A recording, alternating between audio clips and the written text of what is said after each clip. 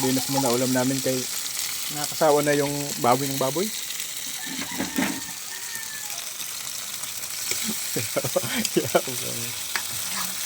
Oh, sarap na ito. Buhay probinsya kahit may mirahan ka sa sa gitna ng kabundukan.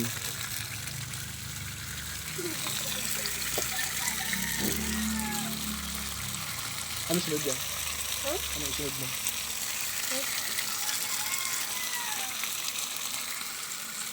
Buhay probinsya na naninirang ka sa gitna ng bundok. Ay, wala lang. Yan.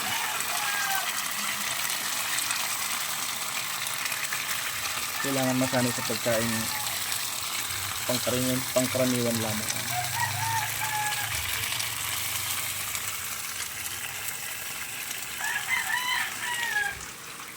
Tuloy yung aso ko.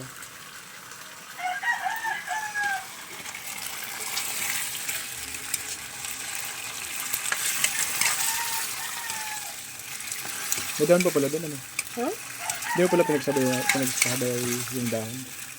Hindi.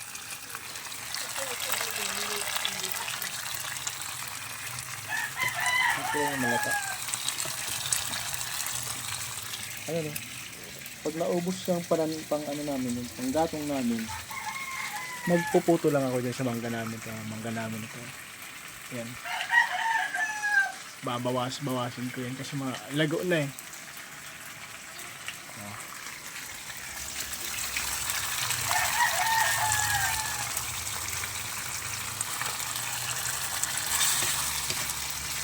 Pero ano kasi magluto yan?